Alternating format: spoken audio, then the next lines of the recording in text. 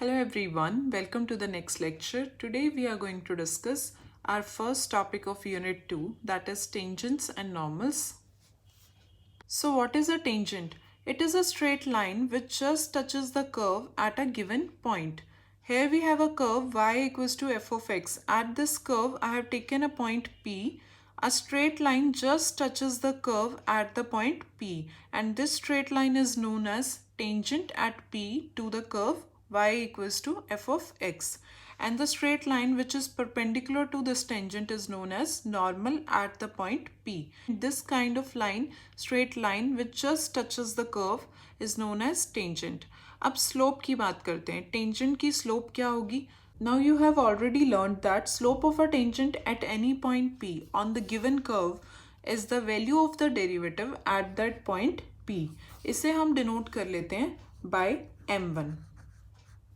And P point को हम consider कर लेते हैं यहाँ पर x1, y1. टेंजेंट की स्लोप निकालने के लिए इस पॉइंट पर हम कर्व को डिफरेंशिएट करेंगे और सॉल्व करेंगे डेरिवेटिव की वैल्यू एट दिस पॉइंट.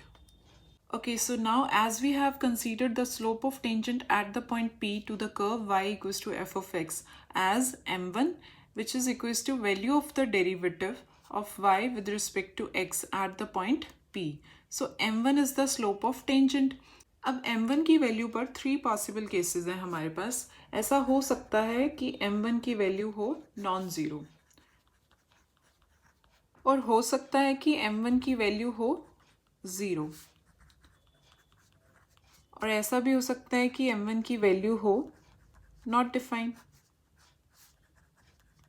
तीनों केसेस पॉसिबल हैं. अब अगर m1 की वैल्यू हुई ज़ीरो तो tangent would be parallel to X axis. ये हमने कल स्टडी किया था, प्रीवियस लेक्चर में स्टडी किया था. Tangent would be parallel to X axis. Horizontal line होगी जब स्लोप क्या है ज़ीरो. अगर नॉट डिफाइंड होती है तो टेंजेंट क्या होगी vertical line that is parallel to Y axis. अब इस केस में नॉर्मल होगा parallel to Y axis. Normal is the perpendicular line to the tangent, और इस केस में normal would be parallel to X axis, right. और first case में ना तो टेंजेंट पैरेलल होगा वाई एक्सिस के ना ही एक्स एक्सिस के, एंड सेम केस होगा नॉर्मल के साथ. नॉर्मल भी ना तो पैरेलल होगा एक्स एक्सिस के ना ही वाई एक्सिस के. अब हम नॉर्मल की स्लोप यहाँ पर मान लेते हैं m2. Slope of normal at the point P to the curve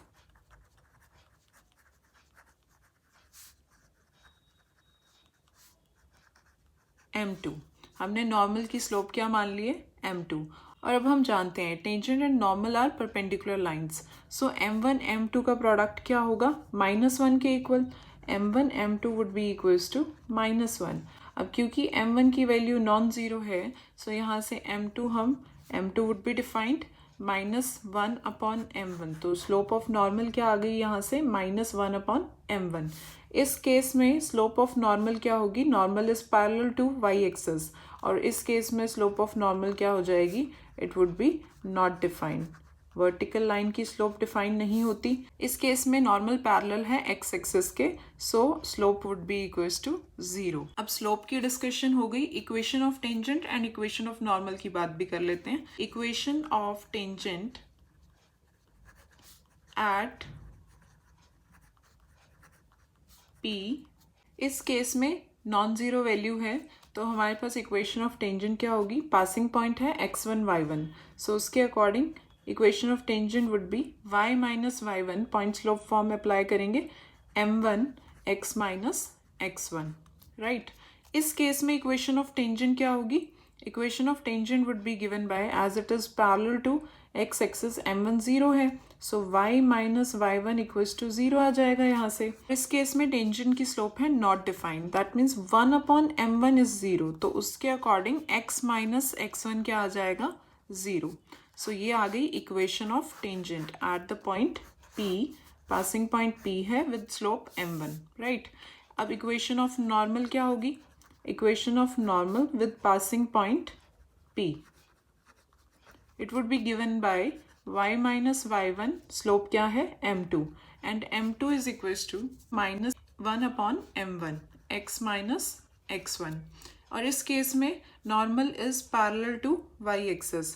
parallel to y axes m2 not defined है, मतलब 1/m2 क्या है इस केस में 0, राइट। सो x माइनस x1 यहाँ पर इंटरचेंज होने वाला है सिर्फ, x माइनस x1 0, ये इक्वेशन आ जाएगी नॉर्मल की इस केस में।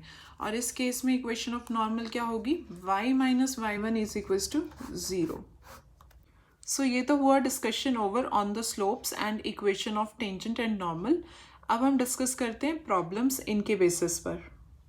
Now the problems may be based on finding the slopes of tangent and normal at a given point, or it may be based on finding the points when the tangent is parallel or perpendicular to a given line, or the problems based on finding the equation of tangent and normal.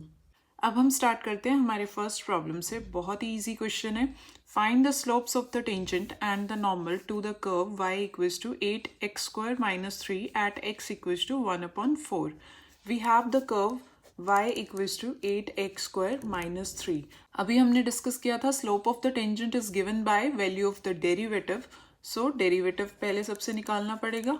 dy over dx would be equals to 16x. Now for slope of tangent,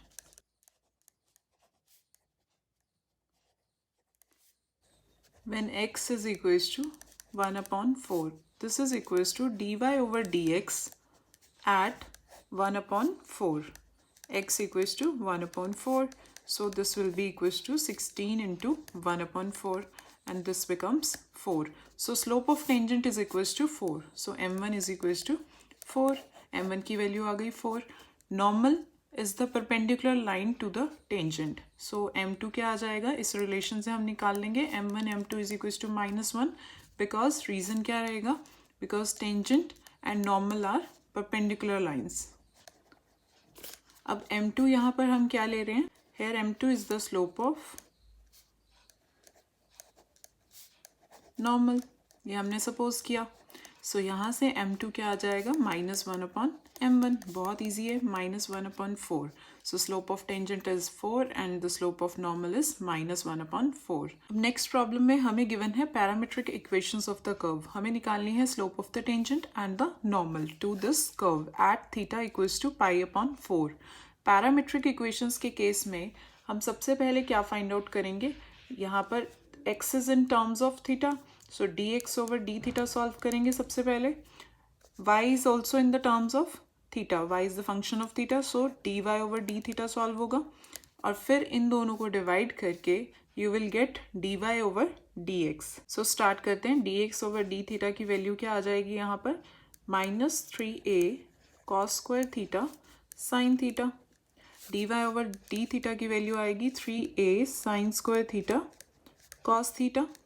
by dividing these two, equation number 1 नाम दे देते हैं, 2 दे देते हैं यहाँ पर, by dividing 2 by 1, so we will get dy over dx that is equals to dy over d theta dx upon d theta। 3a sin square theta cos theta divided by -3a cos square theta sin theta। Cancel out these two, we will get minus tangent of theta। अब हमें slope निकालनी है tangent की। Slope of tangent को suppose कर लेते हैं m1। सो m1 क्या हो जाएगा हमारे पास, dy over dx at theta equals to π/4 minus tan theta at π/4। इसकी वैल्यू निकालनी पड़ेगी हमें, minus tangent of π/4 that is equals to -1। अब m1 की वैल्यू है -1, तो ऑब्वियसली m2 की वैल्यू क्या आ जाएगी, 1। अब हम कुछ प्रॉब्लम्स कर लेते हैं on type 2। Find the points on the curve x² + y² - 2x - 3 = 0 at which the tangent is parallel to the x axis. आपको पॉइंट्स निकालने हैं कर्व पर, वो पॉइंट्स निकालने हैं जिन पर टेंजेंट अगर आप ड्रॉ करोगे तो वो पैरेलल बनेगा to the x axis. Tangent is a straight line, a line is parallel to the x axis. तो x एक्सिस के पैरेलल लाइन मतलब हॉरिजॉन्टल लाइन, मतलब स्लोप 0। अब टेंजेंट की स्लोप कैसे निकलती है, डेरिवेटिव की हेल्प से। सो dy over dx क्या होने वाला है उस पॉइंट पर 0, जो हमें निकालना है। I mean जितने भी पॉइंट्स ऐसे हैं हमें सब फाइंड आउट करने हैं यहाँ पर. सो सबसे पहले हम क्या करेंगे, कर्व को डिफ्रेंशिएट करेंगे. तो यहाँ पर क्या आ जाएगा, 2x 2y, x के रिस्पेक्ट में डिफ्रेंशिएशन हो रहा है तो y का डेरिवेटिव क्या हो जाएगा, dy over dx minus 2 minus 3 का derivative 0. It is equals to 0. Now from here dy over dx would be equals to 1 minus x upon y. और हमने बोला dy over dx 0 कौन से पॉइंट्स के लिए होगा, हमें वो फाइंड आउट करने हैं. सो हम इसे इक्वेट कर देंगे 0 के equal. So 1 minus x upon y is equals to 0. यहाँ से x की वैल्यू क्या आ जाएगी, 1. अब हमें x1 पर y की वैल्यूज फाइंड आउट करनी होंगी तो हम x1 को पुट कर देंगे इन द कर्व. सो यहाँ पर अगर आप 1 पुट करते हो तो you will get 1 square Y square minus 2x minus 3 equals to 0. यहाँ पर भी 1 पुट करेंगे. सो यहाँ से अब हम y की वैल्यूज फाइंड आउट करेंगे. क्वाड्रेटिक इक्वेशन है, एट मोस्ट 2 रियल वैल्यूज हो सकती हैं. सो यहाँ पर अगर आप कैलकुलेशन करो, by simple calculation we will get y equals to plus minus 2. So that means आपके पास 1, 2 and 1, minus 2. These are the points on the curve जहाँ पर टेंजेंट अगर आप ड्रॉ करोगे तो वो पैरेलल आएगा एक्स एक्सिस के. Now our next problem is find the points on the curve 9y square equals to x cube where normal to the curve makes intercepts equal in magnitude on the axis. Curve given है, points निकालने हैं, इस पर condition है normal पर. Normal to the curve makes intercepts equal in magnitude on the axis. अब normal एक straight line ही होती है, it makes intercepts equal in magnitude on the axis. Previous lecture में हमने इंटरसेप्ट फॉर्म की थी, equation of line in intercept form. So यहाँ पर इक्वेशन ऑफ नॉर्मल कैसे लिख सकते हैं हम, equation of normal can be written as, let the equation of normal be x upon a plus y upon b equals to 1. x intercept मान लेते हैं a एंड y इंटरसेप्ट मान लेते हैं b. अब यहाँ पर बोला गया है इक्वल इन मैग्नीट्यूड, जो इंटरसेप्ट्स हैं वो इक्वल हैं in magnitude. So that means b is equals to plus minus a लिख सकते हैं, where a is not equals to 0. अब b equals to plus minus a क्यों लेना है, बिकॉज उन्होंने इक्वल इन मैग्नीट्यूड बोला है. यहाँ पर अगर सपोज y इंटरसेप्ट है 0, b एंड x इंटरसेप्ट है 0 a,0. I am just giving you an example. अब ऐसा तो नहीं है ना कि यही स्ट्रेट लाइन होगी, बट अगर सपोज ये स्ट्रेट लाइन है और y इंटरसेप्ट है 0, b and x intercept is a,0 equal in magnitude, that means b must be equals to a. अब ऐसा तो नहीं है ना कि ये लाइन इधर से ही क्रॉस होगी, ऐसा भी हो सकता है कि यहाँ से कट करे और इंटरसेप्ट हो माइनस a,0. सो यहाँ पे मैग्नीट्यूड तो अभी भी इक्वल है. सो b माइनस a के इक्वल भी हो सकता है बिकॉज मैग्नीट्यूड अभी भी इक्वल है. सो ये कंडीशन थी नॉर्मल पर. अब नॉर्मल की इक्वेशन हमारे पास है तो इसकी हेल्प से नॉर्मल की स्लोप निकालते हैं. नॉर्मल की स्लोप क्या आ जाएगी यहाँ से, अगर आप थोड़ा सा इसे चेंज करो फॉर्म को, y upon b 1 minus x upon a and it is equals to b minus b upon a. So m यहाँ पर क्या आ जाएगा, y equals to M X plus C से अगर कंपेयर करें so y intercept would be b and m क्या आ जाएगा यहाँ पर, minus b upon a. So slope of normal is equals to minus b upon a here and b किसके equal है, plus minus a. So this is equals to minus plus minus a upon a and this is equals to plus minus 1. अब given curve से हम slope of tangent भी निकाल लेते हैं. सो हमें यहाँ पर गिवन है curve, given curve is 9y square equals to x cube. इसे हम डिफ्रेंशिएट कर लेते हैं, differentiate with respect to x. So this would be equals to 9 into 2y dy over dx, 3x square dy over dx, 3x square upon 18y, x square upon 6y. अब इन दोनों का product क्या आ जाएगा, -1 के इक्वल. सो वहाँ से equation क्या आ जाएगी हमारे पास, since slope of normal is plus minus 1, so x square upon 6y into plus minus 1 is equals to -1। So यहाँ से y किसके इक्वल आ गया, plus minus X square upon 6। अब हम इसे पुट करेंगे in the given equation and वहाँ से हम x की वैल्यूज निकाल सकते हैं। What was the given equation? अब हमारे पास गिवन कर्व क्या है, 9y square equals to X cube and y क्या आया है, plus minus X square upon 6, right. So substitute करेंगे y को इसमें, इस इक्वेशन में। सो यहाँ से क्या आ जाएगा, plus minus X square upon 6 whole square equals to X cube. यहाँ पर आ जाएगा 9x4 अपॉन 36 X cube. So this would be 4x4 equals to 4x cube. तो यहाँ से आने वाला है हमारे पास इक्वेशन -4x क्यूब, एक्स क्यूब ले लेंगे common, x minus 4 equals to 0। So points क्या आ जाएंगे, x इक्वल्स टू 0 एंड 4। 0 पर y की वैल्यू क्या आएगी, 0, तो एक पॉइंट तो आ गया 0,0 एंड 4 अगर पुट करते हैं यहाँ पर तो y equals to plus minus 4 square upon 6, this is 16 upon 6, that is plus minus 8 upon 3।